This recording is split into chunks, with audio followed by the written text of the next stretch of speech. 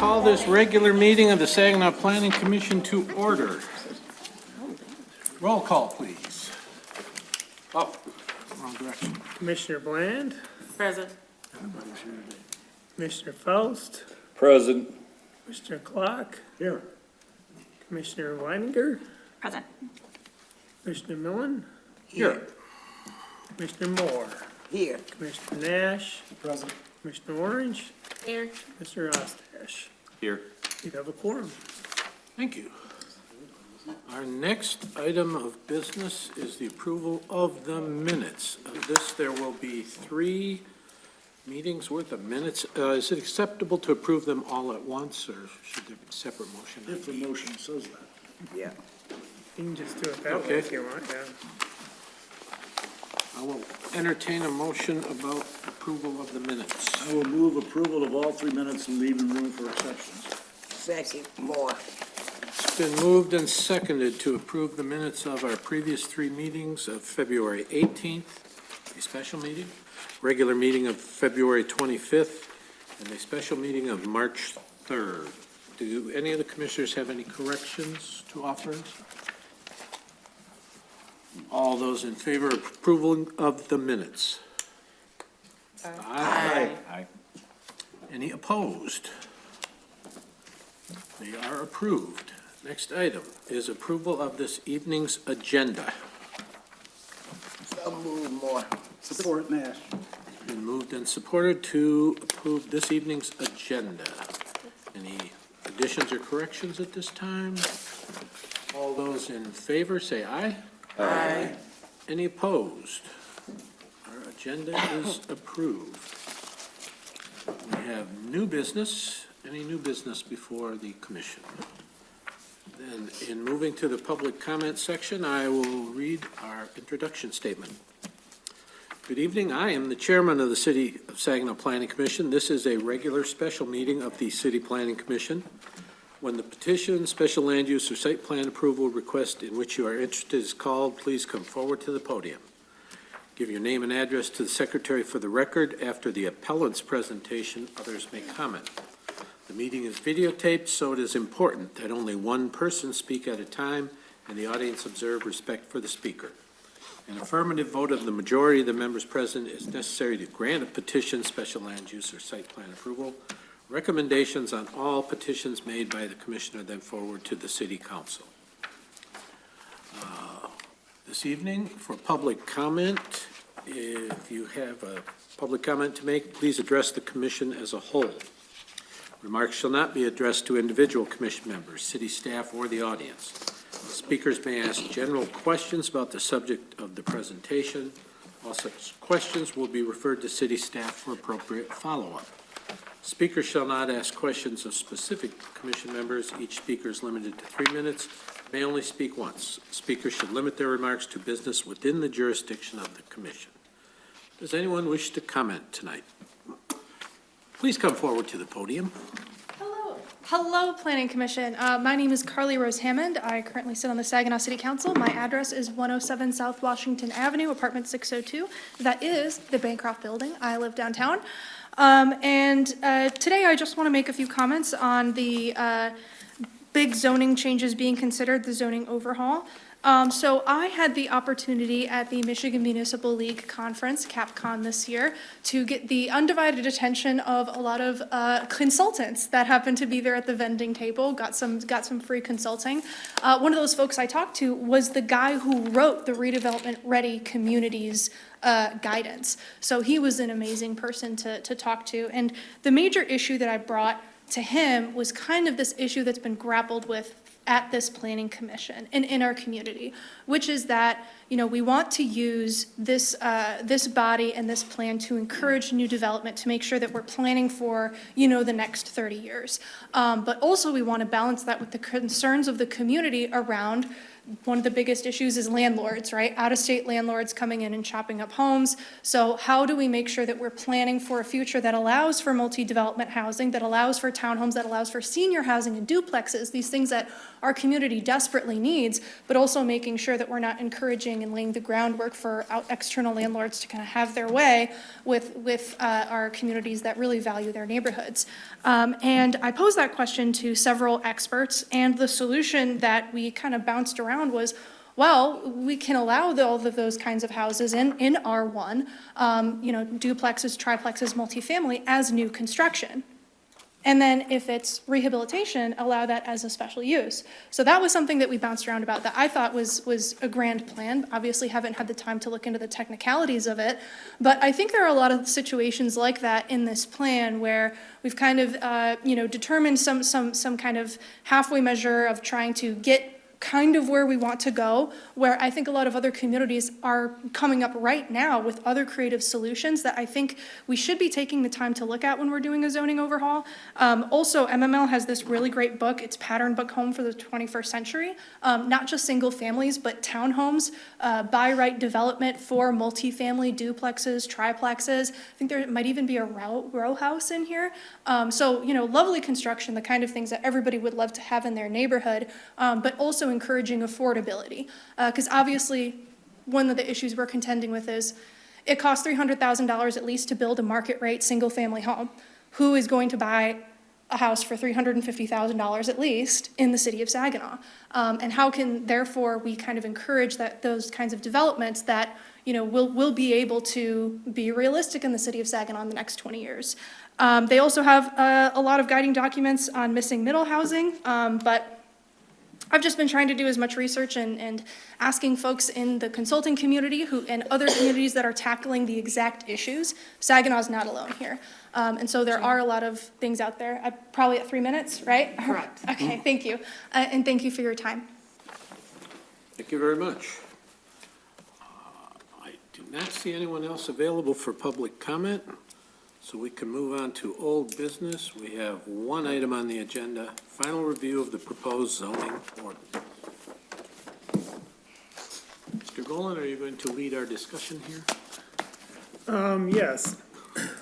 What I want to just open this with is the fact that we are getting down to the final document here, and we started this process back in October of 2023.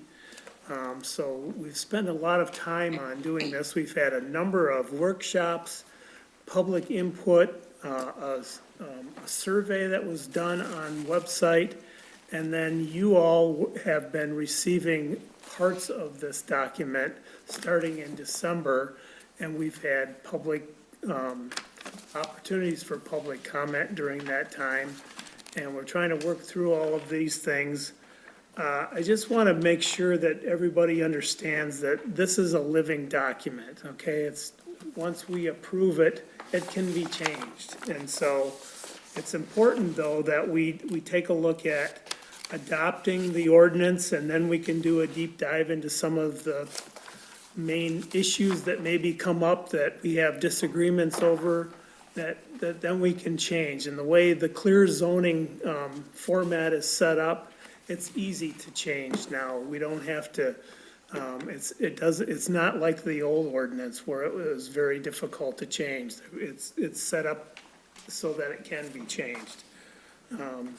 So from that standpoint, I would just like to open it up to all of you to see whether or not you have any specific issues that we want to maybe go through to try and tidy up before we come to a final document that everybody is fairly happy with. I know we're not gonna please everyone, that's just not possible. The hope is that during the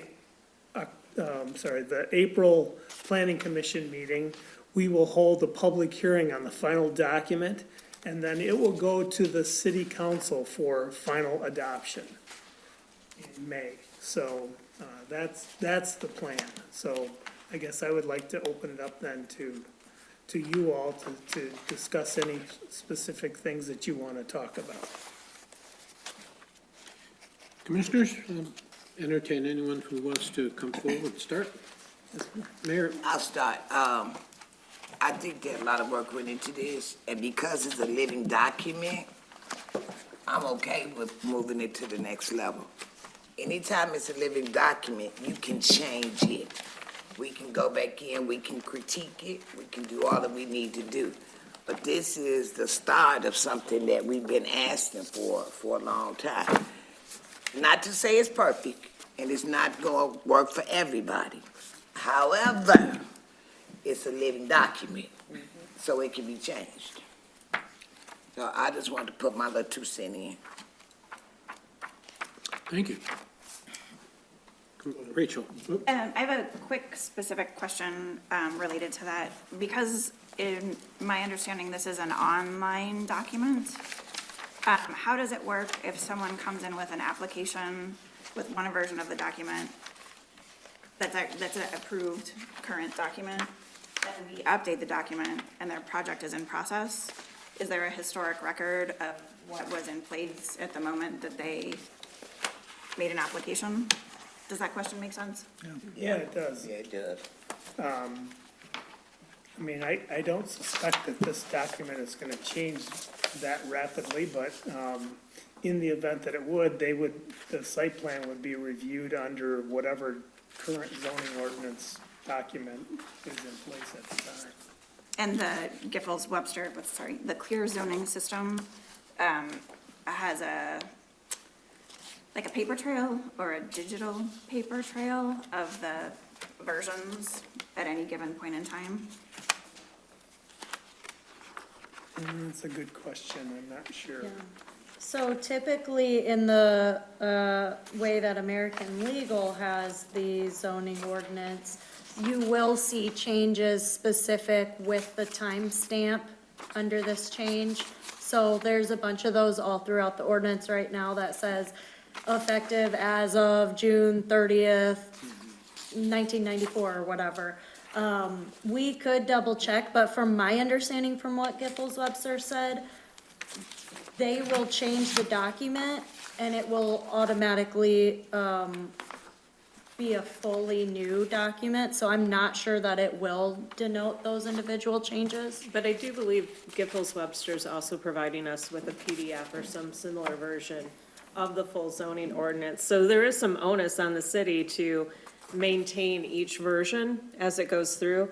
I still have my code book from before we recodified the entire ordinance, and that dates back to long before 2020, just in case we ever needed to reference the old ordinances before everything changed. So there is some onus on us to make sure we keep each version on file and on record somewhere, even though it might not be the version that is publicly presented on the website, because the website's gonna maintain the most current.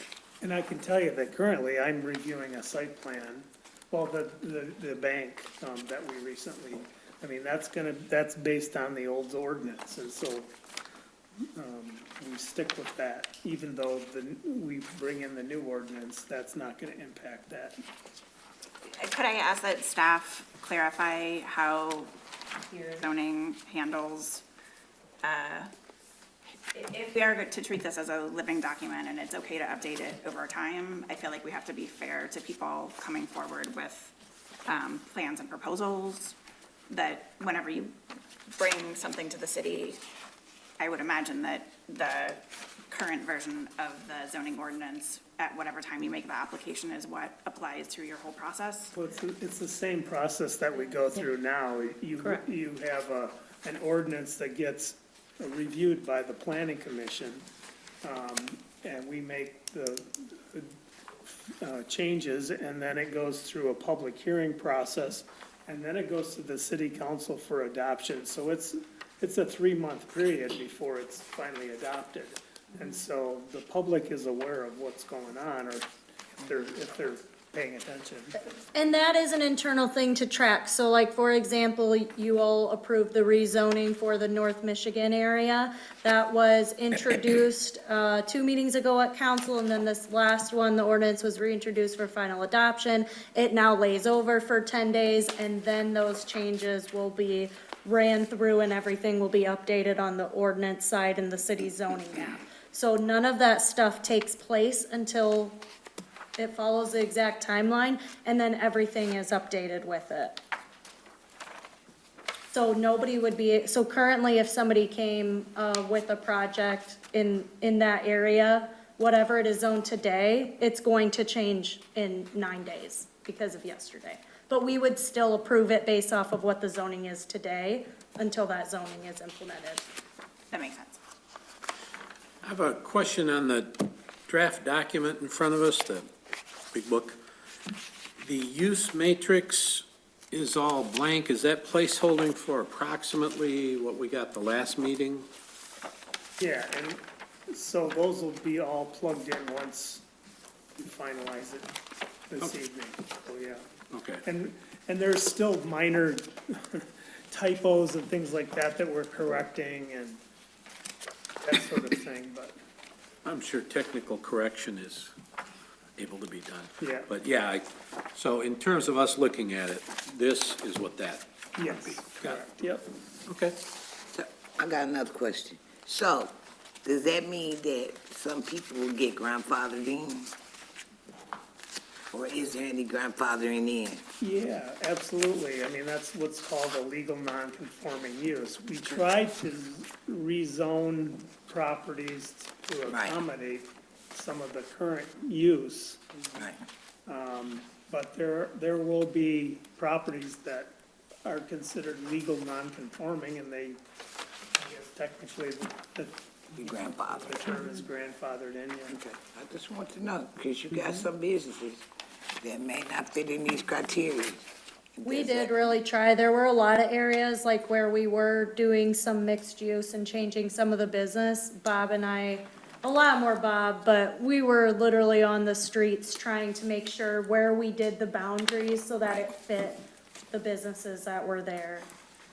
If there were, in those instances. Because So some of the again- areas you'll see, like down Genesee and State and Davenport, it kind of changes, and that's based off of what's there. Because a lot of that was zone business, but a lot of it is still residential. So we kind of went back to something that makes a little more sense for residential and kept other places more business focused. Okay. The other thing we did was, this zoning map is now, every single parcel is zoned, let me rephrase that. Every single parcel, the whole parcel is considered one zone. We don't have any more split zones like we had before. So we corrected all those. I like this map, I just can't read it, but I like it. So, It's real so colorful. the first page is the overall, and then if you flip open, we divided it into quadrants for the city. So those are just blow-ups of the quadrants. So it's like the neighborhood associations almost, in quadrants. Yeah, well, neighborhood associations, there's many more Right, associations, yeah. but yes, yeah. Okay. That's the way we divide it up. We Okay. just wanted to be able to blow up those sections so that you can see them more clearly. And related to that, I request that the very subtle color gradations, be, as a, like, ArcView GIS user, the subtleties between R1 and R2 and ME1 and 2 and I1 and I2 and B1 and B2 are extremely subtle. And I think we would be served to have a clearer visual. Just so you know, though, when this is all done, there will actually be a zoning map online, and you'll be able to click on the actual property and see what the zone is for that particular property. so that there won't be a mistake. But I agree with you on the color gradation. It's, yeah, I know. Mr. Clark? Yes, thank you. I don't have a real problem with most of the substantive matters. I do notice, and it bothers me that we have nothing in here that allows for housing less than 600 square feet. There's no tiny housing provision, and I personally think we should have it. That is a future potential for encouraging people who don't have a lot of money, but who could secure a tiny house. And there's all kinds of regulations you can put in it, but there's no provision at all for it, and that's my problem. There should be some provision. Whether that would be in a particular area, such as close to one of the hospitals for, workers, or other places, it seems to me we should have a provision for tiny houses. It's a common development in other cities. It is potentially a very useful tool here for people to find a home they can afford as a first home. There's a lot of single individuals out there who would probably be happy if they could get it, as opposed to being in an apartment building. We are not making any provision for it, and I have a problem with that. So I have a number of other more, I guess you'd say, clerical concerns, and I've discussed this with Mr. Gallen, and we've agreed, I will sit down with him and go over, I've got dozens and dozens of these that I think need to be cleared. For example, the word unit is used throughout the document, it's never defined. Dwelling unit is used, but that's just one example. There's some examples of where a definition uses the term that's being defined, which is you never do in a definition. So they're little things, but they do need to be discussed and hopefully clarified. I will do that in meeting with Mr. Gowan, but for me, the substantive issue is the tiny houses, or the lack of tiny houses. Okay, Oh, I'm sorry. I was looking at Commissioner Faust, because Yes, Commissioner Faust and I just had this conversation prior to the meeting, and I mean, you're gonna have to put a foundation, of course, but right now, you can actually buy homes on Amazon and have them shipped. You can get 2-bedroom, and then they're smaller in footprint, so kinda like the old Sears homes back in the day, and the Aladdin homes, and so I think that Commissioner Clark is bringing up a very good point. And we could use it for infill. Well, okay, so let me address that. So let's say you've got a 50-foot wide, 120 deep lot, and you're gonna put a 200 square foot home on that. Where you're defeating the purpose of increasing the density of the city. It's an urban space. You're gonna have this tiny little home like a garage sitting on a large lot. So you're defeating the purpose of increasing the density of the urban space. And then there are specific issues as it relates to the building code and that sort of thing, because you have to have minimum size rooms and things of that nature. 200 square foot home you'd be able to do that under the building code, but, I mean, the living space is, just incredibly minimal. That's like 10. So I can see, for example, having, something like this in one of the areas that maybe we designate as a planned unit development, and then put, and create a development around something to that effect. But not to be put on as an infill within, a block of vacant parcels. Mike, you got Mike down there. oh, Mike. To address some of the things that Bob just said. So you could build a 2,500 square foot house and waste a lot of materials and put one person in it. That doesn't add to your density. All it does is waste materials. Planned unit developments in the 15 years that I've been around, there hasn't been one in the city. I don't see, I think the tiny houses as infill would be a good thing. There's a lot of restrictions that you could put on them. You could do screening, you could do setbacks, you could say none of them could be within 1,000 feet of each other.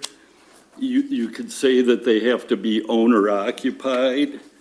There's such a thing as global warming.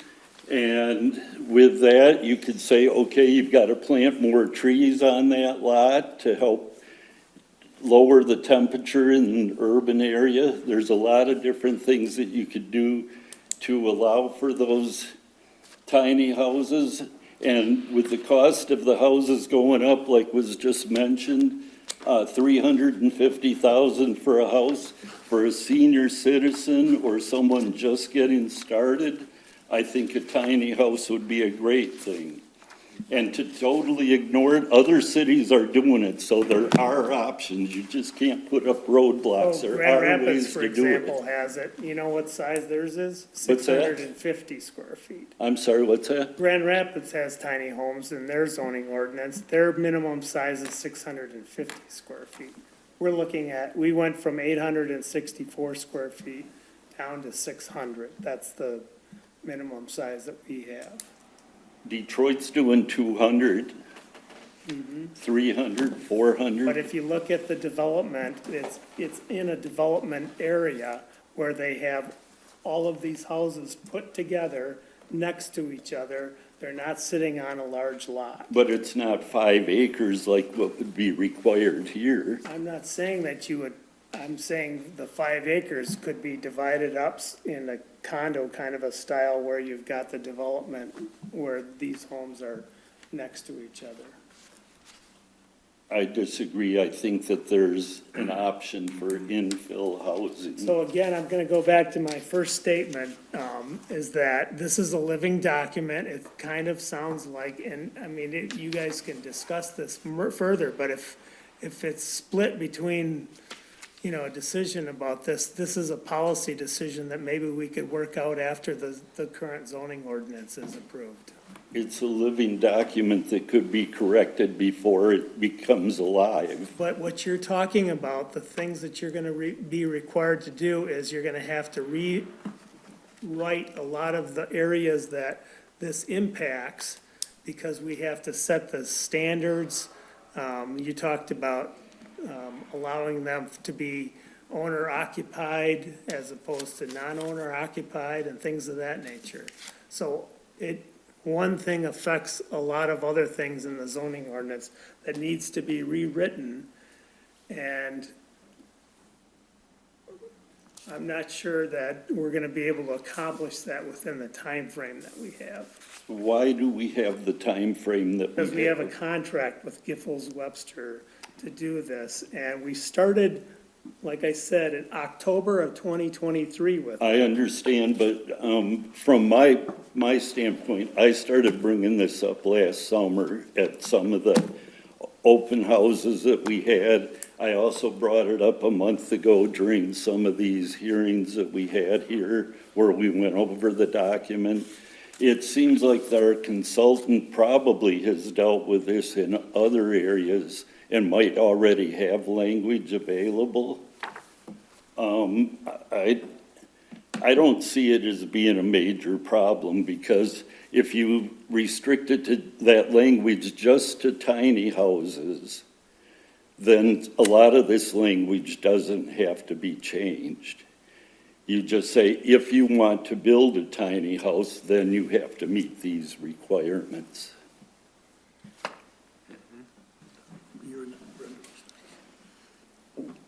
On this. Sorry, go ahead. I'm sorry, on this module, don't we have, I thought the covenant area, where is that? Cause they're doing the little houses over there. I guess, Yeah, those are about, different from. those are over 800 square feet. Okay, And then, so they're not the tiny houses. proposal, They're two-story. the proposal, a few years ago, we were talking about tiny home development. And these are the plans for the tiny homes here that were done, okay? And this one is 508 square feet.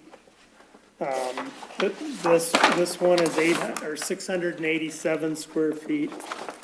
So we're right in there with, I mean, we're not down to 200 square feet. Commissioner Clark. Yes, thank you. I actually, and I respect your concern, Mr. Gallen, but it does seem to me, and I agree with Mr. Faust on this, the time to do it is when you are doing the whole thing. And the idea of not infilling when you already allow, by this ordinance, an accessory home with another home on, there's no reason you couldn't allow 1, 2, or 3 tiny homes on a lot. You've got other suggestions for how you can ameliorate the apparent singularity of one small unit on a lot. The problem I have with that is, we don't have anything on these lots. We aren't getting them. At 300,000, or even 200,000, or whatever these prices are, we're not getting them. We're getting a few. But I'd rather have something on some of these lots than nothing, especially if we regulated it. And you use there's no reason you couldn't use a development process. No one's gonna go and put tiny houses on a 5-acre lot. They just aren't gonna do it. They might on a 1-acre lot, or on something along that line. They might do 3 or 4 or 5, and they can make it look very nice. So, I personally, I think now is the time, and I agree that it isn't that it hasn't been raised, it has, as Mr. Faust indicated.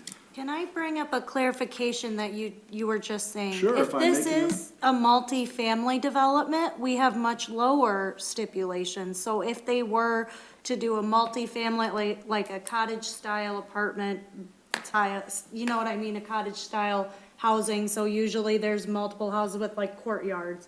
That would be an opportunity to potentially have smaller units on a one lot, and that would actually look correct. If it was a single-family lot, you could fit 4, 5, 6, 7, 8 of these buildings on there. They're essentially a garden shed size, if you look at. Oh, I realize they're small. Yeah. But I guess to So me. I guess in that instance, see, the problem is the density, as Bob said, and I know you guys are using one person as density, but there's also a visual component to density.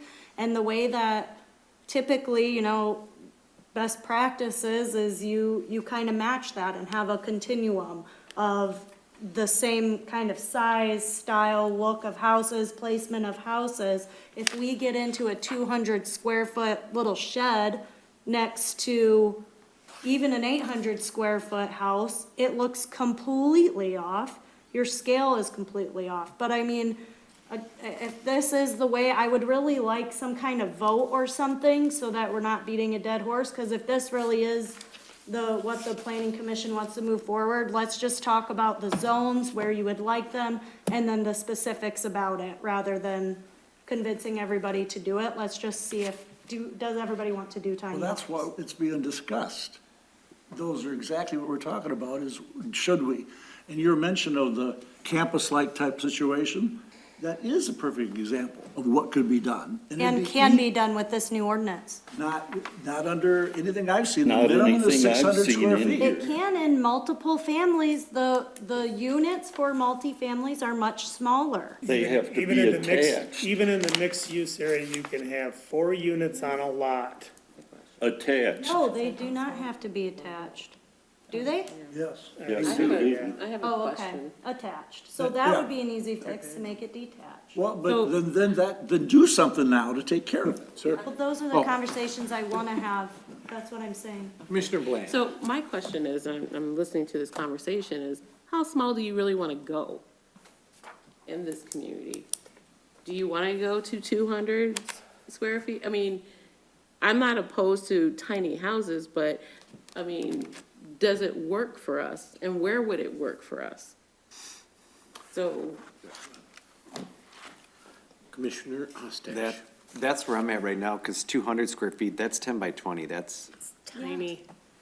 really, that's a kitchen. and the other thing is that Sitting I'm space. sure that, Yeah. Bob, you've had conversation with the consultants. What have they said to you about it? They told me that our 600 square feet is small, but it's doable. I mean, we had 864 square feet, and we reduced it to 600 based on the workshops that we had. Because some people said, yeah, we want 200, but then others have said, no, we want 700, or something to that effect, and so we went down to 600. I would just like to mention that when you start talking about the actual development and developers,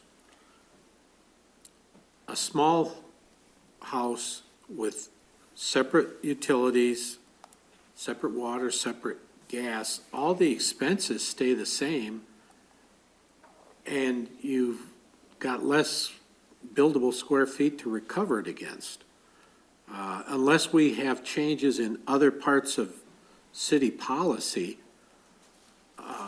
whatever that might mean, splitting the use of a water meter to 2 or 4 little houses, I'm not sure you can address all the issues that we're bringing up here just in the zoning code. It impacts other areas that we are not involved in. Rachel?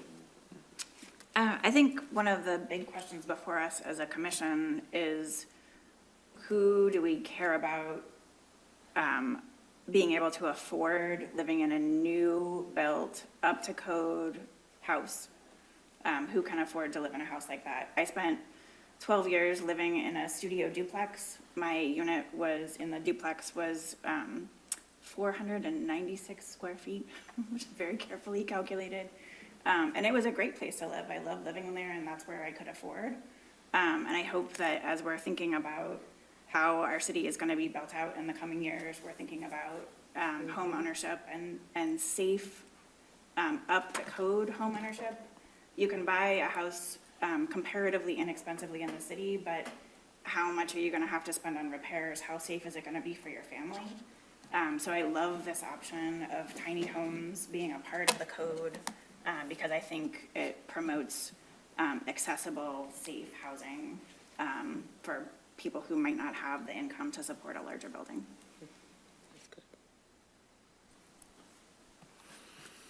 What's the minimum cost of building a house? What's the minimum cost? It's estimated roughly $300 a square foot to build right now. Is that what it is? You could probably shave it down a hair, but not by much. Commissioner Orange? I just have a question. Will we rather see all of these empty lots in blight, or will we rather see a bunch of cute little tiny homes that people can actually afford? Because when I think about where my parents live on Warren, when I came up at 6, that block, on Warren and between Martha and Seminole there, still there. That house was full, that block was full of houses. There are 2 houses on that block. And that's my parents' house and my neighbor's house. And that is the same for going all up and down Warren from Hoyt Street to maybe Atwater. And then, and all in the surrounding areas. That people in that area, young people or older people that, they just want to buy a little lot and not have a whole lot to maintain. I just wanted to say that I think it would be prudent to allow it in, what's that, a low density? So this is Warren here, you That's got all these Warren. vacant lots here, but if you go down towards Atwater, you got these brand-new homes that were built. Yeah, yep. And these if are you not come down- 200 square foot homes, these are 800 plus homes. Right, And so one of the things you also have to consider is, would these people their house, their value of their house be minimized by the fact that you've got, say, a house that looks like Well, there's nowhere to put it. this sitting on that block, because that's a 200 square foot house right there. The 200 is kind of small, but if you go down a little further, These are all right. at keep least going, Keep going, 800 square feet or more. keep going. So it does sound like we have, majority want this, so I guess, are there specific areas, or is this a citywide, residential? Is it just R1 zones? What are we thinking? And what size are you actually thinking? Yeah. Because I'm hearing some And say what size? 200 is realistic, others say 200 is not. So I think for the sake of staff, in moving forward at this point, we do need some kind of a formal motion and vote by the planning commission if we're going to make that major of a change at this point in the game. Especially because we're hearing differences of opinion just from the table, so Even just we need putting a them- motion for clear direction. Even putting them all on one lot or having one on a lot, all of those kinds of things. And then requiring them to be, whether they need to be owner occupied or not. So all of those things have to be written into the code now. And we have to go back to the drawing board to fix that. Commissioner Astash. Yeah, and I'm looking at that right now, Bob, because I'm going to the different zoning areas, so like even this one here, MU-1, mixed use one. So even your livable area for an efficiency is 450 square feet. Right. And that's in the residential neighborhoods. So I see what you're saying. Then if you go to a one-bedroom, now you have to have a minimum of 525 square feet. And then it goes up a little more, two-bedroom, 750, three-bedroom, 850, four-bedroom or more, 1,000, and even 1,000, on a four-bedroom, I would say that's a tiny house, because my old bungalow was 980, and then on a 50-foot lot, and it was adjusted to the middle, but then you had your driveway on the side and garage in the back. So that too could make differences in the, I'm trying to paint a picture, you know what I mean? So you got a more of a slender house, like a shotgun house with your driveway on the side, garage in the back. So that kind of pushes even on a 50-foot lot. And I think, correct me if I'm wrong, some of our lots in the city are 40 feet? So there's even narrower Are there a ones than few that. older ones like We that? have some really weird properties. Well, we were a logging town, so the streets run kind of weird. But, so I'm just trying to paint a little bit of a picture for us here and looking at, so you're saying this is what would have to be corrected then for each? That 450 would have to be efficiency 250, 300 then? I don't know that we would have to change that. Those are likely pulled directly from building code. Yeah, okay, all right. I have a question concerning the idea of putting together a motion here. Does there exist any standard set of definitions using either the words tiny house, micro house, whatever? Is there anything to base the writing of an ordinance on, or are we starting from scratch if we try to put it in there? There would be examples we could find from other communities, I'm sure. In their zoning ordinance? I don't know if anybody refers to them as a tiny home. I mean, it would just be our minimum square footage. If we wanted to have a specific, that is a, specific housing type is a tiny home, and we define more of Well, the. From a professional planning perspective, I don't know that there's a best practices out there yet for tiny homes. So Yeah, in I terms of don't what know. we're trying to accomplish tonight, do we have even the beginnings of something to put forward as a motion? Or are we simply saying we see a lack, but do we have 3 paragraphs we'd be able to insert to accomplish what it sounds like we're interested in doing? I don't know, because we'd have to go through the whole thing and figure out what impact it would have on the zoning ordinance. Because again, we have to get into what kind of definitions do you want to put in with, and the requirements for each of those. And where are they gonna be located and that sort of thing. I don't think from our end, we have a clear picture of what you, as a unified body, want yet. No, but I'm saying, do we even have 3 paragraphs we could give as the basis for a motion right now? No. That would, We just need the size and the zones that you're considering, and then maybe some of the other requirements, and we can come back. Commissioner Ostash and then Rachel. Okay, so this is another good example. So like in an R3 high density, or even like the MU1 I was just talking about, your efficiency is at 450 square feet. Go back to R2 and R1, it jumps to 600 square feet. So we have a little bit, you know what I'm saying? You got, this is a different neighborhood, and we're allowing a smaller footprint of a home. Yet, So, and then the other thing I need to make sure is are you willing to come back for a special meeting to discuss the final document? absolutely. Because we need to have this, I don't even know if that's gonna work, because I gotta have the public hearing notice, and I have to have that final document out there For publication. for publication. We're gonna end up having to move the public hearing back, I think.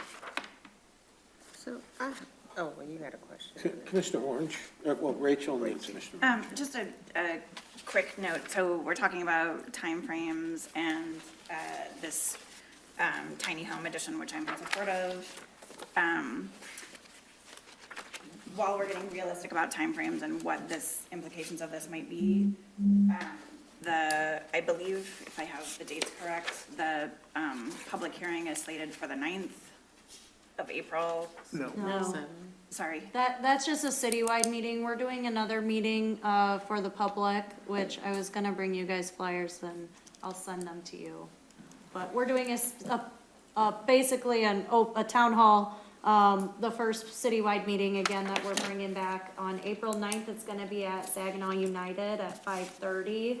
And we're gonna review the zoning ordinance for the public. Right, okay, And- so there'll be a review, But then the But public that is, hearing. that is not a Yeah. meeting of the planning commission, that is not a meeting Right. of city council. That is a meeting for the citizens to attend, put on by city staff. sorry, I misused the language. So, there will be a public town hall, about the zoning ordinance on April 9th, and then our planning commission meeting, I think, is on April 22nd. 22nd. Sorry, 22nd, thank Yep. you. So that would be the public hearing. Right, thank you for correcting my language. If we get feedback, from residents on the 9th, how are we going to, hear and incorporate that feedback before the public hearing? It's not an attempt to get feedback, it's an attempt to present the final product to them and to show them how the clear zoning works and how it affects them.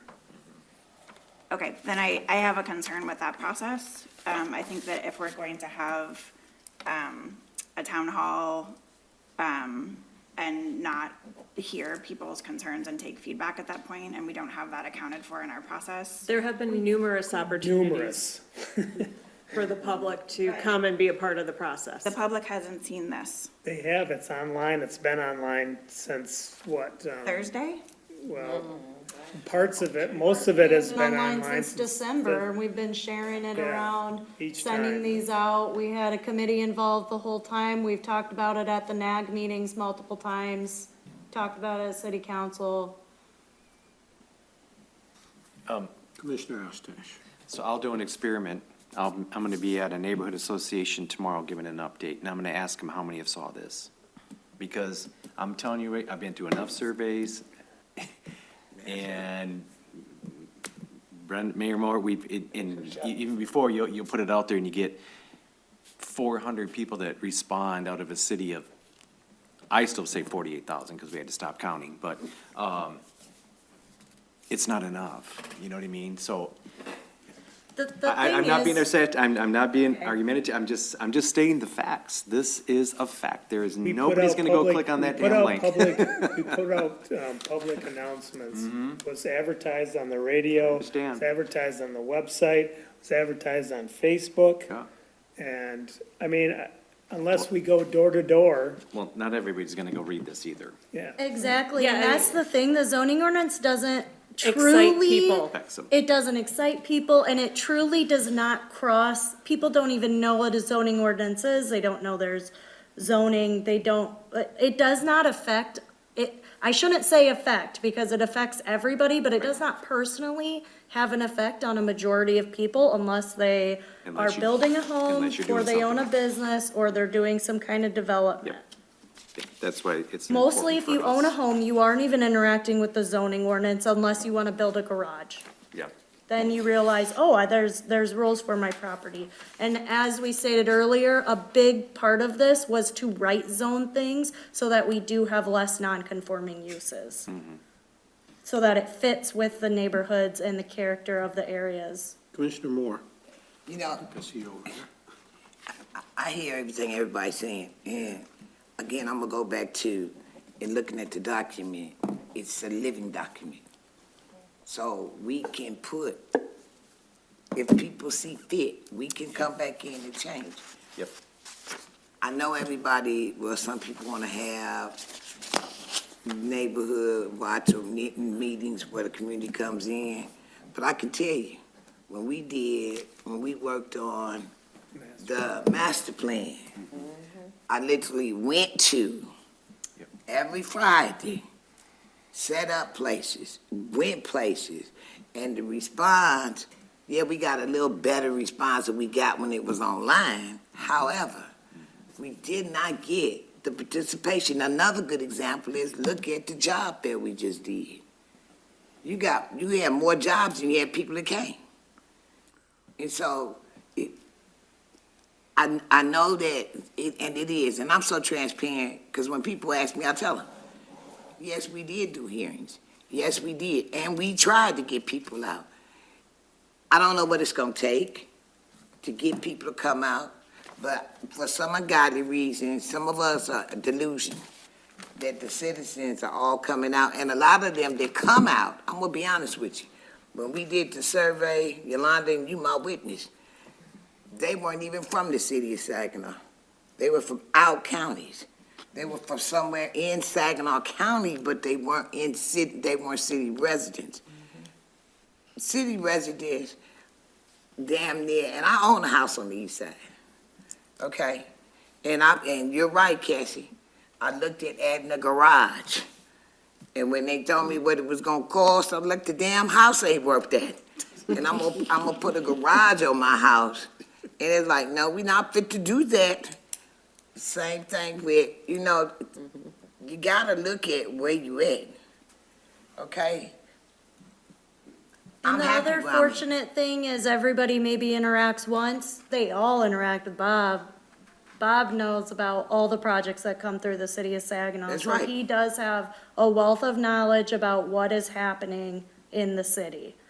And so we have had many conversations, and we are trying to fix the pitfalls that we find ourselves falling in the projects that we see all the time. Commissioner Clark. Yeah, for purpose of discussion, I will propose a motion. And it may go nowhere, it may be fleshed out more by discussion, but I would move that we direct staff to include language in the proposed zoning code for what is colloquially called tiny houses. I think everyone understands what we're talking about. Of 200 or more square feet, more square feet that could be in a R2, excuse me, let me back up here. That in a R2 would be a maximum of 2 per lot, in an R3, a maximum of 3 per lot, in a mixed-use zone, a maximum of 5, preferably with some kind of a campus-style placement to fit as well as possible in the zone. Is that your motion? That would be the motion. Is there a second? Good question. No, is there a second? Support. Okay. Okay, it's been moved and supported Just to. real quick, Commissioner Clock, you have that written down? Sort of. Can you give Can you tell Cassie me a the copy of Yes, the email notes and so again? she can yes. get it? I can get it to Cassie. Yeah, but you got the script over here, I'm watching. Now we're up for discussion, right? Yes. Correct. So, I think Commissioner Orange. Commissioner Faust seconded. Yes. Is there Could you discussion clarify on the one more motion? time though, Floyd? So R2, max of 2, R3, max of 3, what was after that? The mixed use, 1, with a maximum of 5. Oh, okay. And then with limitations regarding style, placement, and appropriate screening, and some kind of campus style for the multi-unit ones. Are we at the discussion page yet? That's where we're in discussion. Oh, I'm pointing like I. You are in We ready for- discussion, correct? We ready for discussion? Commissioner Orange? I think Yolanda just explained it to me, but did I miss R1 and the reason for R1 Yes, not I being did not included? in R1. That wasn't in, it could be changed, but I did not include R1 in that. Okay, and it was because of the square footage? No, just because of the purpose of an R1 more. Oh, because of what R1 is, so it wouldn't. Those are more low density. Which was it? Where's our one? On this map, I want to see that. Commissioner Bland? So, Tell you, said Bob, it you just brought up a definition of what a tiny So, house was, Here, here, here. and it showed it to be, what, 400 square feet? That's one definition. I've seen others that said anything less than, 800, so. But what is colloquially known, that's where I use that term, as a tiny house, is 200. Now that, well, okay, yep. Well, that's the motion. We up for discussion yet? We are in discussion. Yeah, we're in discussion of the It motion. would- I want to know, what is R1 low density? Where is that on this right thing? here. Yeah, but where is it on this thing? The lightest map. shade On of this yellow. map? Here, let me bring it I up. feel like Where most of. It's well, the I know, light I blue. think I was R1. That's R1, R2, R3. So all of it's running together, my eye. Well, I guess, So it should automatically. So here is, it's under here. Well, and R1's not at issue in this motion, so What's that? R1's No, not. but No, I'm asking the question because we're making such a big deal out of this. It's all, I got it, thank you, Rachel. I got it already, thank you. I guess my big concern is, I'm like Commissioner Bland, what is a tiny house? What is all of this? But in the It- motion, it's stated, so either you like that or you don't, or you change Okay. it. That's what it Okay, but I is. don't like it, so, I don't like it, so, we can call for the vote tonight. Commissioner Orange? So, okay, so we skipped over R2 where the 600 square, I mean, R1 where it's 600 square feet, right? For R1. That is the current, That's current that's the language being proposed in the draft on the table right for now. R1. Correct. Don't worry about that. So essentially, a tiny house would be automatically allowed, kinda, well, would be allowed in a R1, You could build a Area. 600 square foot home in R1, but not less. correct. And so your motion, Commissioner Clark, was to add that, Not in R1, I would, not in R1, just R2, up to 2 of 200 square feet or more. And R3, up to 3 of 200 square feet or more. And okay, then- I don't disagree with that, but I just don't understand why the R1, which would be a lower density, if I'm thinking about it right, if you're gonna build a tiny house anywhere, that's where it would make the most sense aesthetically, because all the houses are technically tiny, not tiny, but small. No, they're single-family residential, Um, so they could be, I mean, they could be the old historic homes in the Cathedral District. And see, I think, and I'm coming from a standpoint of, I'll consider myself a middle-aged young person, where I've had conversations with people in my age group that have discussed tiny homes. Like, this is a really hot topic amongst young professionals. So, I think they should be allowed everywhere, but then again, I also, yeah. And at this point, we're making decisions, and this is, the council does it as well, unless it's something people are really upset about. We make decisions for the city, for the whole city. Whether we live on that side, whether we drive by that side, whether we would ever live in a tiny home ourselves, there's plenty of interest throughout the city. There's a need that they could fulfill, especially when we talk about the whole issue of homelessness.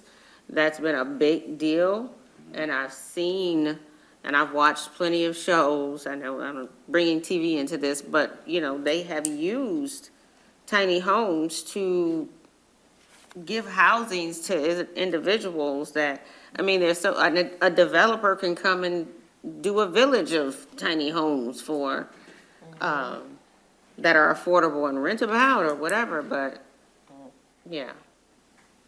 That's all I have. Commissioner Ostash. Yeah, Commissioner Clark, I'm gonna concur with Commissioner Orange, because I think they should be in all this, in R1 as well. Because I know a lot of our R1 districts, that would be fine. The other thing too is we talked a little bit about some certain situations, and I think it has come up in some of our conversations in the city, and I've talked to folks, not a lot at the council level, but climate refugees. People are gonna start moving into our state in areas, and especially with the medical diamond, and we're gonna be a hot topic. It's gonna draw people in, so I think we need to be prepared for it. And especially as people start to move out of areas where we have flooding, extreme heat. Michigan and the surrounding states around these Great Lakes are gonna be an area that they come to, especially Michigan, because of our climate. So we should just be ready for it, and then we have it available. And we can put these lots back on the tax roll and get them off the land bank. A lot of land bank properties that they could be purchased and put these on, so I'm done. Commissioner Clark. Yield back. Just for the record. Yeah. I wanted the motion to be somewhat conservative. All right, so I did not want to include R1. It is the lowest density. And since the motion included multiples per lot, I wanted that to be more tracking in the sense of medium and higher density. That's the reason I made the motion. I guess to my way of thinking is, I'd rather get some availability for tiny houses than none. And the motion would allow that. It's sort of an experiment. We'd find out if people use it or not. If they don't, then you put it in, and you don't lose anything, but you've given the opportunity. At least it's there.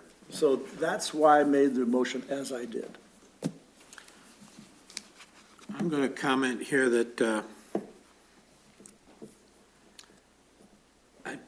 I don't see this fitting in with other things that people look to have a home in Saginaw for. Someone mentioned the word garage. A small two-car garage is 20 by 24 feet. It's bigger than the houses you're discussing. If we were discussing the ability to put something in a walkable-only area, which we don't have, and this will not necessarily foster it on its own, if you drive any car, there's going to be a curb cut and 40 feet of driveway. That's going to cost $8,000 minimum, probably closer to 10. Yeah, thank you, Commissioner Moore. So it's only one piece, if that, of, we've gotten down to discussing, I think, what people are hoping it would do is shelter. We've mentioned the word homeless, climate refugee.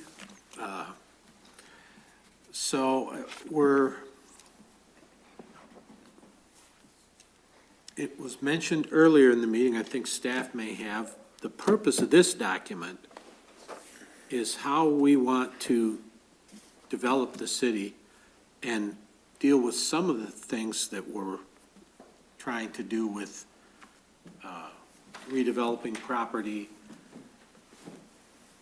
It doesn't cost any less to have to replace a window on a tiny house than a big house.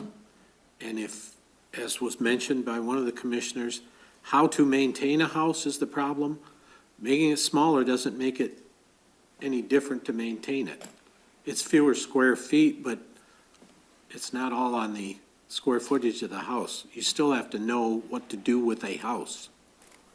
So I'm more interested if it fit into the planned unit development, because those tend to be managed differently. The entire, site condominium kind of thing comes to mind with that. So I would not be supportive of going down to the 200 plus, and I think we can work with the document we have right now, and if we have a well-founded proposal to add this to it, that's when to try and add it to it. We're working a little bit on the fly here, not about the idea, but about how to get specific enough about it to put it in the zoning document. Commissioner Ostash. Can we bring our R1 and R2 down then to a different square footage? Reduce it to 450 from 600? Is that a proposed amendment to the zoning document? It's just or- a question. Well, we still have a motion on the table that hasn't Yeah, even that's been what I'm voted saying. on, so you might want to deal with that motion before starting to propose other ideas. Got a question? Commissioner. Oh, I Commissioner just want to Black. make a comment because, again, the city's wrestled with tiny homes for a very long time. Matter of fact, in my department, we at one point had funds allocated for tiny homes. I just think that 200 or 250 is too small. I think that we need to really think of this through and make sure that whatever tiny homes that we implement, it matches the nostalgia of the neighborhood, whatever you do. I just think that making a decision right now on it, I can't vote yes, because I think that it needs to be thought more through. Excuse me. Thank you. Commissioner Clark and then Commissioner Ettinger. I'll just go quick. I concur with councilpeople Ostash and Orange about also allowing tiny homes in R1. The motion doesn't include R1 at this point. Now, I guess my point is, I made the motion for discussion. I do think we need to accommodate the possibility of providing smaller accommodations for the kind of people that would use them. And there are people who would be happy to have a 200 square foot home over their head. If this motion may pass, it may not. If it didn't pass, I would certainly welcome another motion that whether it's today or another day, that provided for the opportunity for those people to have that kind of home available to them. Whether that's today or not, doesn't matter. My only thought is the sooner we do this, and while the thing is in flux still, to me, that would make more sense. I'm not against it being done later if that is the commission's thought. I just think it'd be very hard later. But from my perspective, having the opportunity for a developer or for an individual, whatever it might be, to put in one or more small houses for the people that need it makes sense to me, so. I've heard a lot of discussion, I'll get Mike, a lot of discussion about whether to add R1 or not after I entertain Commissioner Faust. If anyone wishes to amend the current motion, that is germane then, but at the moment, R1 is not in the motion. So Commissioner Faust. I'd like to make a couple of comments based on some discussions with staff earlier today. There was a comment about people in California wanting to buy lots, and then their next question was to immediately, can we put a tiny home on it to rent them out?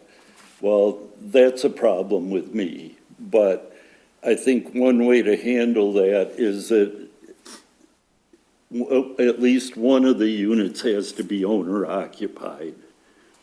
If there was more than one on a lot. I do think that might be problematic, though, when, if the rest of the homes in that particular zoning classification don't have to be owner occupied. Right. Right. If you have a 2,000 square foot home next door, but it's being rented, how do you tell? Because that's a specific category if you want to build a tiny house. I think, Commissioner Ostack. yeah, I think he can get, I think there might be a legal challenge there too because of the use of the property itself. I mean, We just you talked know, about I'm this not before. sure on that, you know, but. I do wonder if you could do that in R1 though, because essentially the second home would be an accessory dwelling unit to the first one. I don't know the details. I mean, you're saying in an R1 that if they want to build that second house, that it has to be owner occupied. Yeah, I would think that it would have to be, but then the other ones, I don't know how we could. force And then them. there's the talk, the other thing is that it might lower values. Well, if you group a bunch of them together, you might have that problem. So what if, you know, I'm looking at infill, no matter what district it is. So let's say that they have to be at least 1,000 feet apart. That's one every 4 blocks. I don't think that's going to affect property values at all. Real quick in response, as far as property values, a vacant lot that's full of blight is worse for property values than having a small house on it. Yeah. Right. So, to me, getting a house on a lot makes more sense than leaving it vacant forever. As far as the motion, again, it was for discussion. If people think that there's alternatives, then let's vote it down and propose alternatives. I'm okay with that. But the idea of not accounting for the possibilities of tiny houses is what disturbs me. In your motion, is it possible to just build one home? Yeah, I said no more than, is Okay. what I said. Okay. Up to 2 in the Up to R2, two, yeah, maybe. up to 3 in the R3, and up to 5 in M1. Okay. That's, But- yeah, up to is what I use, right. Are we allowed to amend a motion? Or do You we have may to make vote a it? motion to amend. Okay.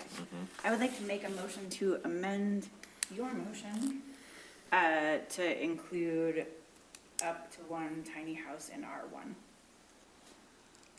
Support. It's been moved and supported to amend the original motion to include R1, 1 tiny house unit would be allowable, Support. correct? That is the motion. Okay. Discussion on the amendment. That's And I we'll think that's a vote good on, idea. and we will vote on the amendment. All those in favor?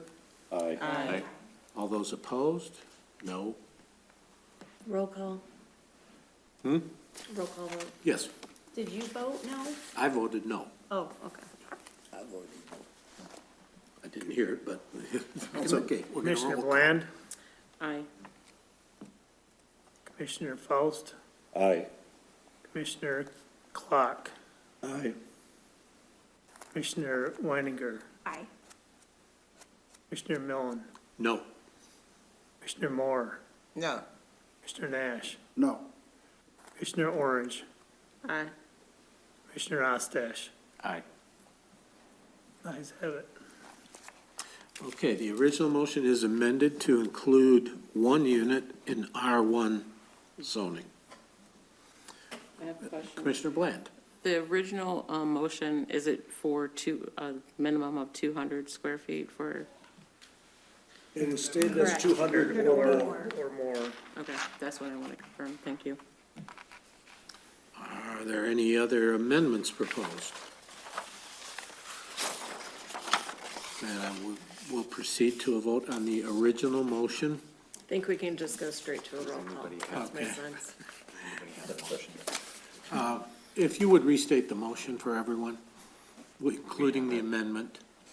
So this would allow tiny houses of 200 square feet or more, 1 unit max in an R1 zone, 2 units max in an R2 zone, 3 units max in R3, And MU1 has a max of five tiny homes on a property with limitations for style, screening, and campus-style layout. Well stated. I will agree with council. We might as well go to a roll call vote on the motion. Commissioner Bland, No. Commissioner Wait a minute, what was it? Faust, Aye. Commissioner Clark, Aye. Commissioner Weininger, Aye. Commissioner Millen, No. Commissioner Moore, No, you got a quick call. Commissioner Nash, No. Commissioner Orange, Is it the original motion or The original motion as amended. as amended? Correct. So the last thing that was said. With the R1 added. One Okay, unit. do I agree? Yes. Commissioner Ostash. Yes.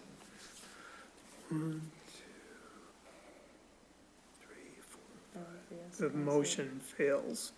5 noes, 4 yeses. Right?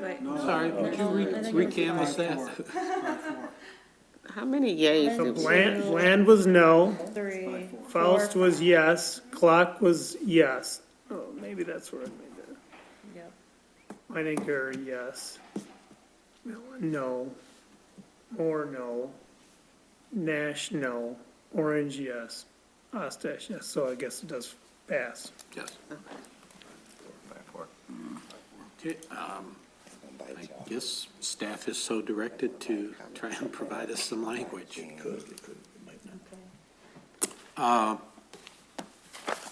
Then do we have the ability to vote on what is before us then? No.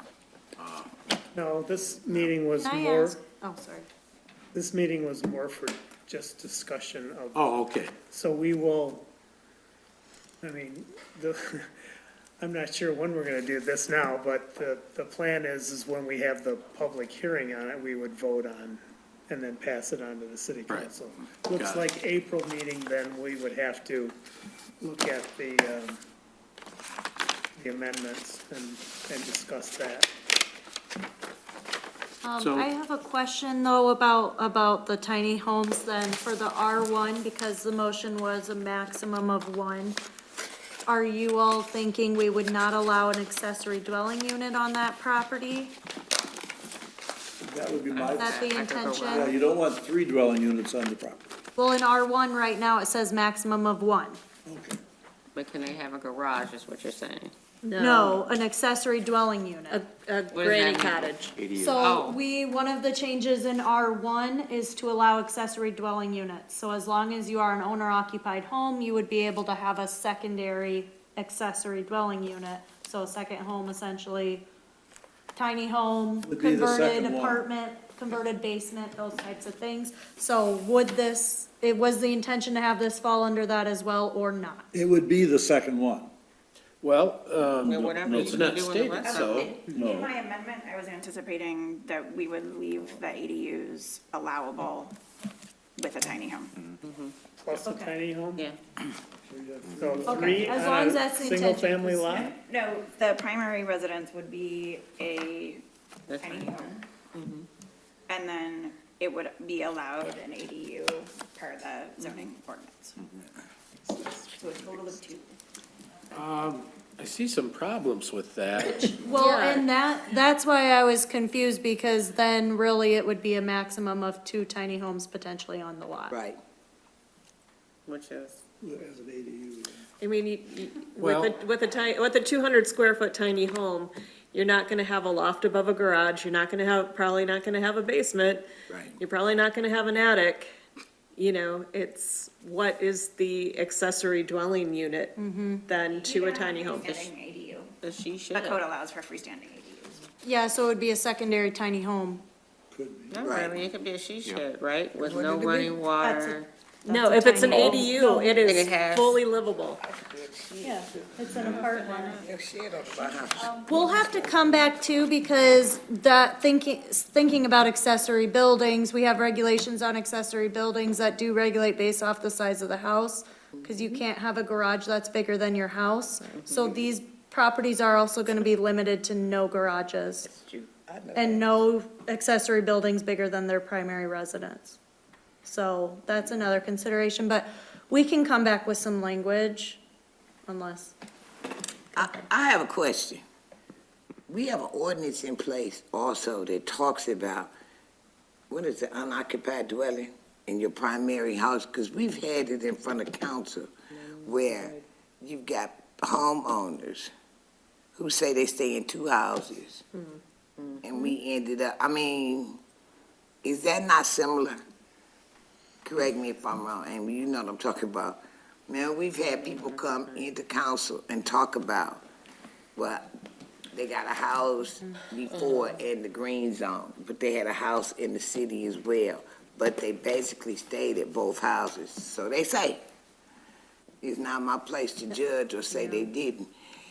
If I yeah, may, that's an enforcement. I mean, it's a struggle. if I may, Okay. staff is now directed to prepare this language.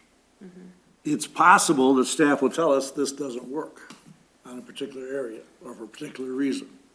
If that's the case, we still can change the result as far as that's concerned. So I would assume staff is fully competent to give us good comments on whether what we suggested will fit with the overall scheme when it comes to, this particular issue we're talking about now. To be fair, staff has already provided those Thank you. comments. Well, we agree, It's, but there's been a change in some of that, so now it's a question of, can this work in an R1? Yeah, we'll come back with some language, but it is going to be very limited for these houses because of other things, unless you want to go against other accessory building regulations and things, but We may have to decide that. Commissioner Ostash? So Cassie, are the regulations you're talking about, are those state housing codes? I don't know, Bob, if you know, I mean, they're standardized, a lot of the regulations for accessory dwelling units, or Okay. not accessory dwelling units, accessory Accessory buildings, buildings. but I don't know if that's necessarily state, Yeah, okay. Those are just Stated. based on building code requirements. yeah, okay. Typically, it's more about the, I mean, at least for the sizes, is sort of the look and character of Aesthetics. primary home with accessory. Commissioner? I have a request as we look at moving towards the final approval of this at the next planning commission. And that's that any changes that are made to this document, between now and then be tracked. If you're adding a period, I don't care as much, but any substantive changes, it's very difficult for me as a commissioner to compare this to another one of these that we might get in April. And so, if there's a track changes document, that sounds like it's probably not available with this particular clear zoning format because of its web formatting stuff. But it's pretty usual in, legal documents, policy documents, legal proceedings, that there's a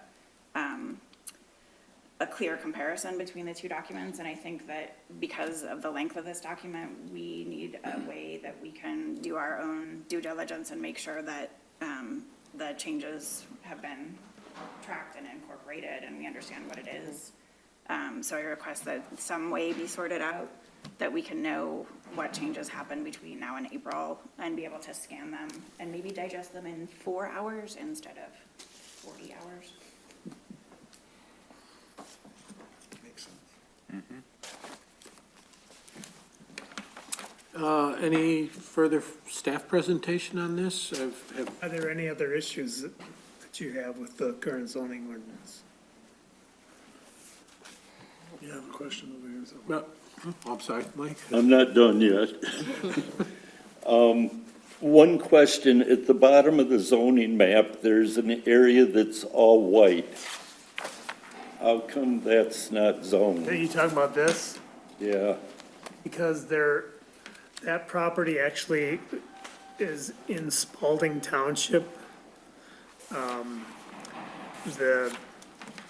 It was detached. It was detached, and so We're still going through that with the state. Eventually, it will not be on this map. Okay, I wondered about that, because that was the only ag district in the whole city. And that was the reason it was detached. It was by the property owner who, at the time, I don't know how the property's used now, but he was a farmer at the time and wanted to be in the township. Okay, Is that the farmland the city owns? It's just in a different? No, it was privately owned, Okay. and the property owner petitioned for it to be detached. Oh, okay. and I've got one more thing. In section B1, neighborhood business, there's a lot of principal permitted uses, and I'm not gonna argue whether they're good or not, but this area is on the edge of residential areas, and some of these uses could end up being quite large in size. As an example, it says food store, could be any size. A parking lot could be any size. Do we want to put a maximum size on these developments? As I went through a lot of these developments in the last couple of days and measured them, one of the things that's allowed is a library. If you look at Buttman Fish Library, it takes up an entire block. That's 60,000 square feet. It does fit into a residential area, and it's not overpowering. But here we've got listed a retail store less than 50,000 square feet. Well, that doesn't take into account the parking or anything like that, which could end up being 2 blocks in size. Do we want something that large along the edge of a residential area? So I'm just wondering if we want to put a maximum size on this. I happen to know the area around where the farmer's market is, Ace Hardware, Spatz Bakery. All of those are a half an acre to 30,000 square feet. Those seem reasonable in size. You get into the McDonald's on Michigan Avenue, those are 30 to 45,000 square feet, some of the fast food restaurants. And those are allowed here with special use permits. You look at Walgreens or Rite Aid, those are about 60,000 square feet in size.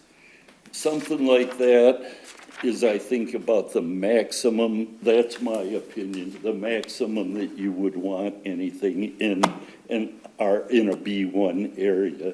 So I'm throwing that out, that I'd like to put a maximum size of 60,000 square feet on these. And another consideration might be that if it's a specific use that could be of that size, maybe shift it from permitted to special use. And therefore, I mean, if someone does come with a 70,000 square foot Right, or they could, development, there would be a special use review to determine if it was appropriate in that particular location, rather than ruling it out entirely. right, or they could ask for a variance on it, one way or the other. Because one of the permitted uses is a hospital. Well, a hospital's definitely gonna be larger than that. And, so something like that, I don't even know if we'd have a control on a hospital. Public schools, we don't have a control on where they put those at all, so they wouldn't even come before us.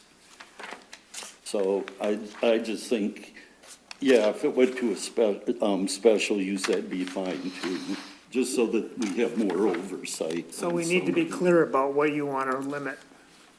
What's that? We need to be clear about what you want to limit, what uses you want to limit. So retail stores right now are less than 50,000, so that's under your 60,000 square, Well, the threshold. retail store says less than 50,000 square feet. Is that just the store itself? Or does that include the parking and everything else? That's the It's not store clear. itself, yeah. See, so with the lot, it would be larger than 60,000. So I just think, over here in the lot size or lot coverage, or the minimum size, somewhere in there, you could just put maximum size, 60,000 square feet for a permitted use.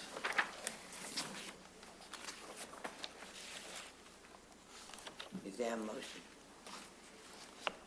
Is there a motion? Just like to comment that I also thought that the retail stores of up to 50,000 square feet seemed incredibly large for B1. That's my feeling too.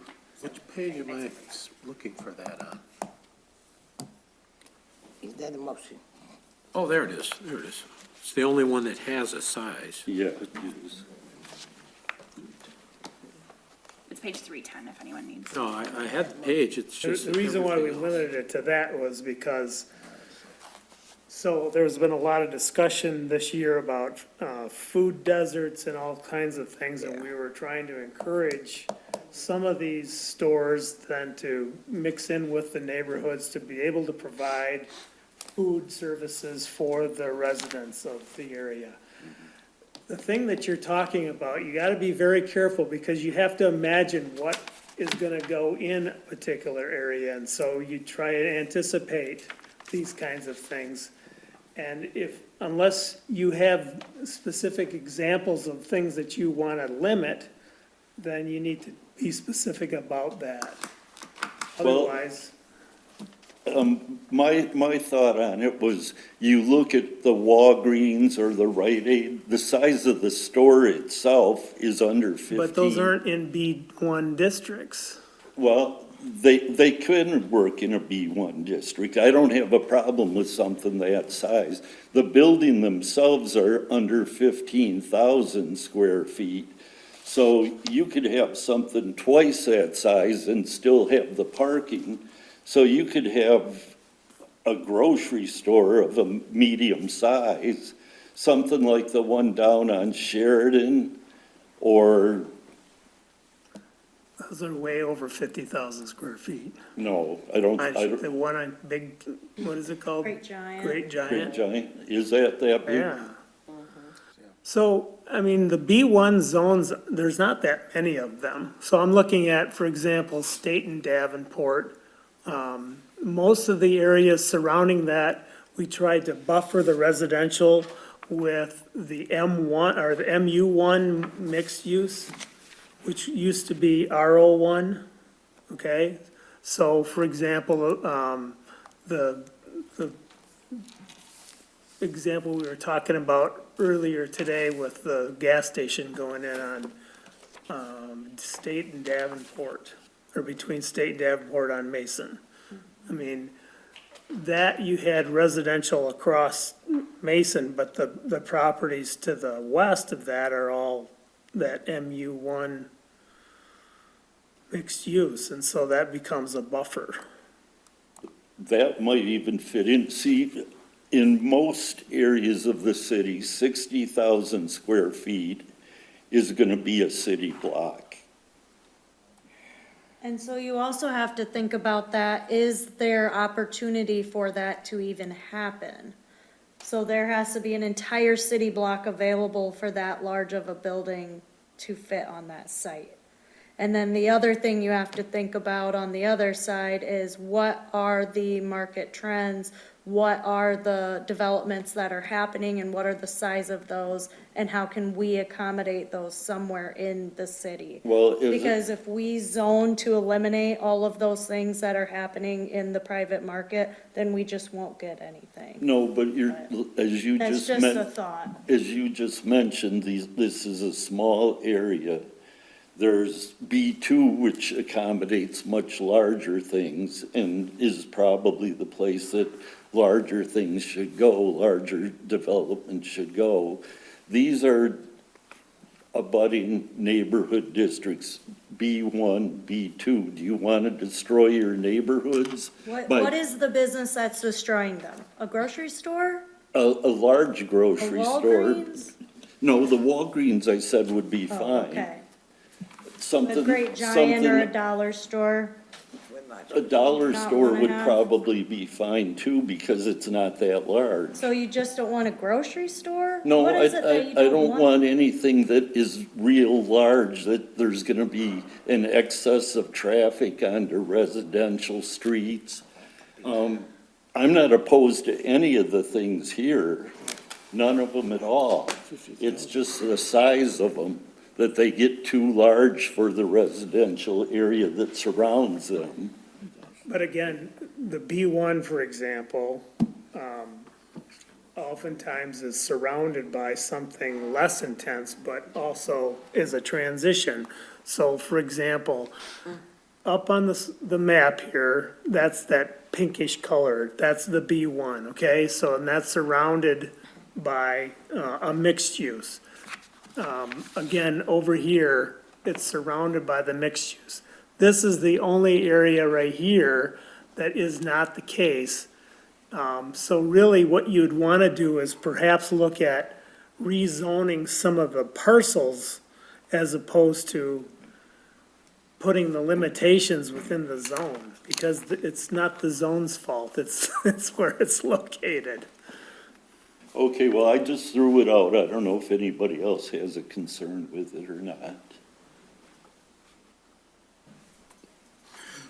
And a lot of these, the zoning hadn't really changed. B1, there's no changes to the B1 really from the previous zoning ordinance. It would seem that some of the concerns you're raising about it would be covered in any type of site plan they'd bring forward, because I don't see any one parcel that could come anywhere near encompassing a 50,000 square foot building. You'd have to try and aggregate half a dozen parcels to do that. But that was true of where that gas station was going to go, and they were gonna tear down two businesses that were already there. But that was by special use, and there was a variance that was required, and the development died because none of those passed. Right, okay, well, One owner did own the property. right. Well, unless that's the form of a motion, I think you've expressed No, your. I just threw it out Okay. for comment. I have two things when it's time. Yes. Right now, laundromats are categorized under household services, which aren't allowed until we get up in zoning until B1. And there's two things that I think make a lot of sense in residential neighborhoods, that are not currently allowed in R1 and 2. Two other things. So I think libraries should be allowed in R1, 2, and 3. I think a neighborhood library is an amazing thing. There's no reason to exclude them from residential neighborhoods. Being able to walk to a neighborhood library as a kid is invaluable. May we hope to have more libraries opened and built? That would be amazing. And I don't understand why laundromats, which can be a viable business, are not allowed until we get up to B1. Because being able, like, not everybody has the means to own a washer and dryer, and I'd love to have those permitted in more residential areas. Just practical neighborhood considerations. So libraries are permitted in R3. But not in R1 and 2. No, because generally those are residential areas.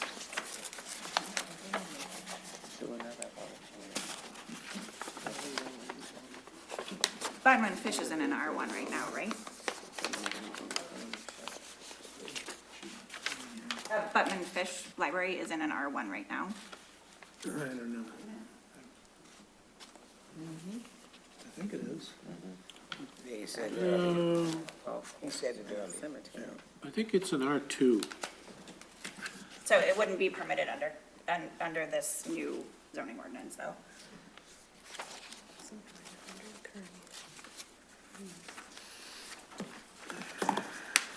So is that one of them grandfathers? They there, It would they be. move. Laundromat. It would be for that one. Okay, that's what I'm saying. Well, the question was, I think her question is whether it should be allowed for the future to have others in other, in other R2 zones. If we grow it all and we're able to have more libraries, which would be amazing, we should let them be in neighborhoods. Well, there's no reason not to, really. They're pretty quiet, the libraries.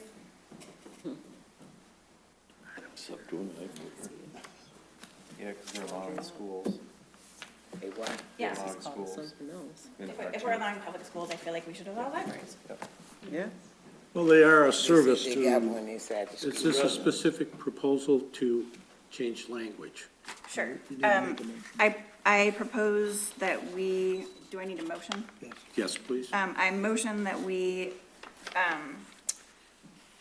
allow both libraries and laundromats in R1, 2, and 3, whether or not it is currently indicated in the zoning ordinance.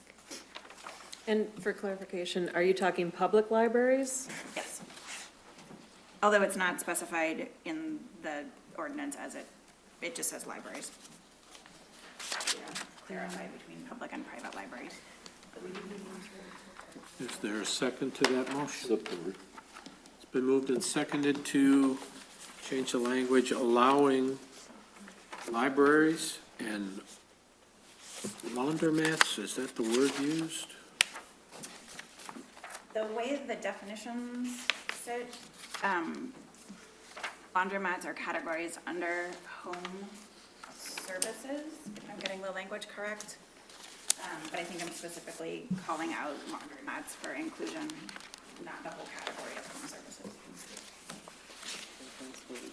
And this was in R1 and R2? R1, R2, and R3, if it's not already there. It's not. So just for clarification, this would be the only private business, a laundromat, that is allowed in R1 and R2, and maybe R3. And would you put any regulations on it? We already have regulations, they're actually called out specifically in parking. Which is kind Yep. of weird because they're rolled in. So I don't think I would put additional regulations. Okay. no screening or anything. I mean, we'd have to do some building, because we're talking, like R1 is a single-family residential district, so all of the requirements are set up for homes. And now we're introducing a commercial entity, and we have to plan for what that's going to look like within that district. Great. I would love a staff recommendation on what that should look like.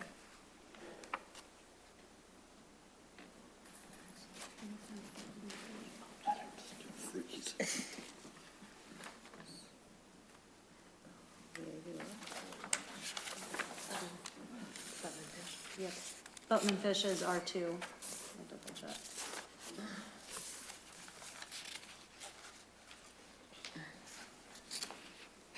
So, was there a second? Yes, Right. it's been moved and seconded.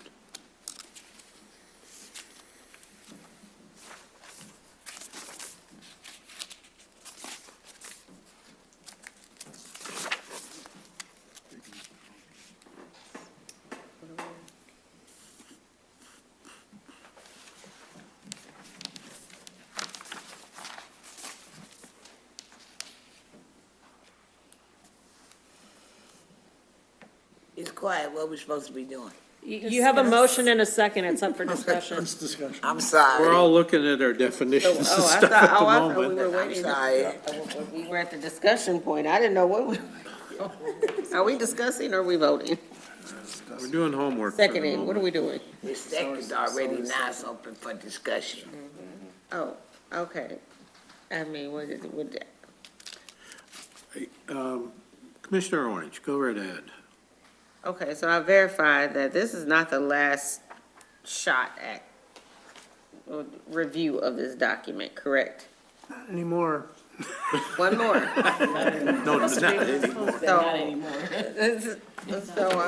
Well, Yeah, we can throw out anything you want now. I shall not extend this anymore, because the more that I look at it, I should have spent maybe a little more time looking at it, but there's a lot, like, in R1, in R2, I could have a church, a place of worship, or a hospital, but it can't be a bed and breakfast. You don't get to bed and breakfast until like. We R3. have a motion. Yeah. So We let me just have to, discussion on the motion only Yeah, let me- until we're done with that. Apologies. Yeah. We all wanna go home, so I'll second, whatever. It's been Been seconded. Been seconded. seconded. Second. It's time to vote. I have a question for staff. Mr. Golan or Cassie, since the question seems to revolve around laundries, I was looking for any definition including that word. We don't seem to have one for commercial laundries either, yet we have those in the city. How do we classify those? Typically, I think those are located in industrial zones. Yes, I know where they are, I just don't know how we classify that to include it in any of our zoning definitions. The definition's on page 2-27. Well, I will propose, well, not propose, I would first like to have some definitions that suit the questions we're asking. Yeah, there's only one definition in the ordinance, a public facility containing public facility containing printed information, electronic information. Oh, that's the It's on library. 2-27. A household repair and service, an establishment used for the showcasing of household products or rental equipment for the repair, remodeling of household products, often involving tools, hardware, paint, rugs, blind carpets, similar items. This definition includes dry cleaning counters and laundromats, but not dry cleaning plants nor clothing repair. So a dry cleaning plant, Which I don't think is a part of the motion. No, but, dry cleaning plant. Because there's a lot of I was intensive reading the one chemicals for that go with that. libraries. This is most a gigantic documents do have document dry that cleaning. we don't have it all memorized. no, neither do I. Obviously, so that's why, yeah, some of this, it's nice to have it, ahead of time, or we'll just have to get back, but. And it might be Dry things that we cleaning need to plant. create now if Right. this motion passes. Yeah. That's part of the, I think, Yeah. staff recommendation that Rachel Bob, is could I asking ask for in you, her can language. you run over to Warwick To- between Davenport and State? We have a laundromat there. I was just wondering what their zoning is. Warwick cleaner? It's an Or- industrial zone. It's like a processing plant, I mean, Warwick similar Laundry? type of, The state cleaners or thing Warwick was- cleaners? you know, really, the effects of the different businesses, the look of the businesses, it doesn't, it can be classified into a group. Typically, we have business services, personal services, those types of things. Oh, well, it looks like that's That's right. MU2, mixed use 2. The state cleaner. if I'm Probably look- M or I too. You have that, No, executive- dark brown. If it's Warwick, it's MU3. Just thinking of my groups, if we gotta pick up the laundry. It's like, even there, it's at the corner, and then you have houses after. Yeah, I already do it, too. Oh, there we go. Just before this action. No, we don't have any MU3 over there. There's no hatch lines. Yeah, probably at MU4, because it's the red at Warwick. Yeah.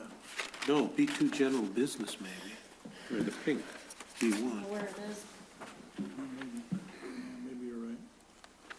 It's so hard to tell the gradations of color. Yeah, I think told what you we that. currently Yeah, have I is just do. You're B1 The rainbow for coalition. It probably is the for B2. laundry. It Yeah. probably is You B2. talking more Well, cleaners? Depending on Oh, no, what I corner was it is, talking B1, about whatever. It's the middle of the block, it's behind the Michigan. bar and this side of the other so bar. that's B, yeah. So that, It's right under the No, W but first. there's Yeah, a that's big B1. processing Yeah, plant okay. back here somewhere. So that's what we have for at Was least that one what he's existing looking at, laundry, it's just Warwick? B1. There's a dry cleaner Right right, across the street. well, just at the corner of, and that one's in the Talking pink about there, an whatever actual pink is. plant that is What somewhere is pink? here. that's B1. B2. Like Oh, Mich- this is Michigan B1, Premier Laundry. and then this That's is what it's B2. called. Okay. B2 is like the dollar stores, used to be the Kroger. Yeah, so Loom Marijuana Shop is Yeah. right there, and then, Well, the dry cleaning is right above where the K is, in the pink there. For the dry cleaning. That's where it is, the K. All right, I've done my homework. Anyone else? 46. Discussion on the motion? The motion is to allow libraries and laundromats in R1, R2, and R3, correct? Correct. Yeah, I'm not, if I may, I Mr. respect what Clark? you're suggesting. Libraries, I'm okay with. In R1, I'm not sure I'd agree with a laundromat. If that, Go ahead, yeah, I'm done. I have an issue with those going into R1s because a lot of the laundromats, they do commercial laundry for people too. So there's a lot of traffic. So if you got a house, you're gonna have a really significant business next to you. The library I'm fine with. I would probably suspect that library, was there, Butman Fish, was there another library there? Or was that a school or something? I don't know. There's something else on that property similar. Anyone wishing to amend the motion or vote on it as it stands? Would we have, Commissioner Oster? would we have to do laundromats but not commercial? We don't have a definition. Don't have a Don't definition. have a definition? I don't think there would be such a thing as a laundromat that's not commercial. It's Not a, laundromat. I mean, it's a That- for-profit That's enterprise. Commissioner Nash's point. I'm just saying that, I'm saying is, you have like this situation, there's a laundromat and there's there's Oh, actually a okay. process. Just putting quarters in. Some laundromats actually will take in people's Like, I don't know what clothes that and do is. them for them. Most of them. I- Most of them. The one we're looking at Warwick, just, they do police uniforms and fire uniforms for the city. The type of laundromat that I'm thinking of is one for residential use, where people might go and use a coin-operated machine, or that might do wash and fold of your, like, household laundry. So I wasn't imagining Yeah. a commercial scale, like a wholesale scale laundromat, but a, like, neighborhood laundromat. But we don't have such a definition. Yeah, But we would build it. I mean, I think would staff, build it. I think, well, and that was the direction from, Yeah.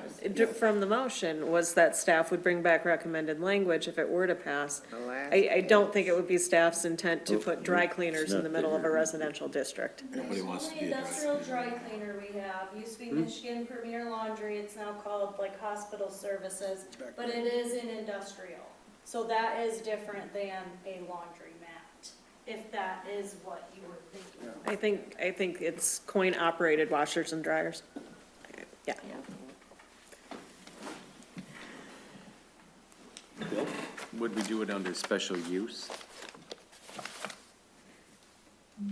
Yeah. Good. That seems like a friendly amendment. That way you have, it has to come to planning, and they need a special use permit for that area. And that way we get to look at the spatial relationship as part of the process. And you get, excuse me, but you also get to hear input from the neighbors that abut the property too. That is true. Would that be just to R1 or include R2 for special use? I would like to have it at R2 as well. Yeah. I'd like to see, R2, at least. Well, the proposer has said it would be a friendly amendment for her to have it be a permitted special use in those districts. Yeah. Commissioner Moore? I need to come out, because I need to go back to something we had to do before. So how do I do that?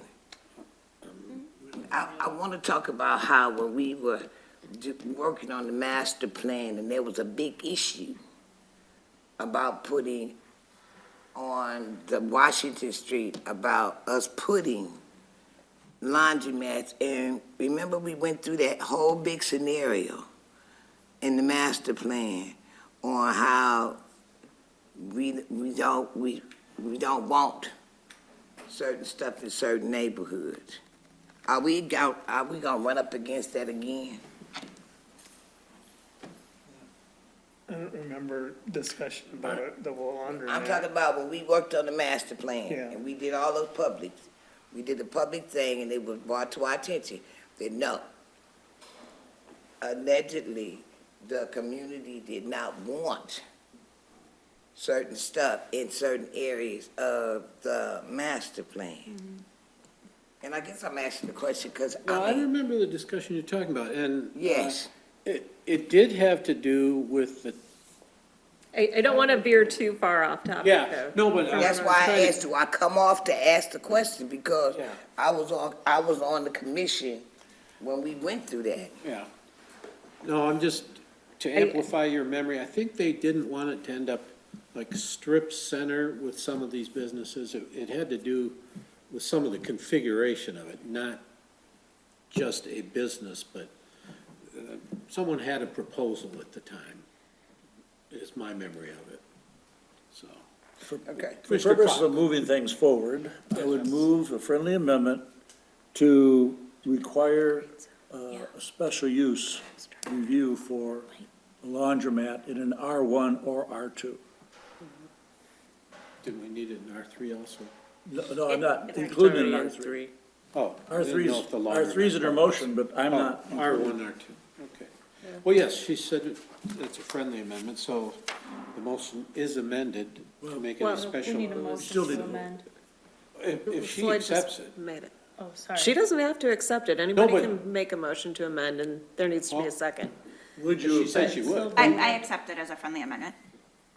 Is that a second? Sure. Thank you. Yes, That's- thank you. Then I guess we're voting on amending the original motion by having it be a special use permit in R1, R2 districts. Is that just for for the laundromats? right, the laundromat. Or libraries too. No, I was The only doing, original motion is for libraries. right, but the friendly amendment didn't address the library. Y'all confusing. That's like, I'm confused.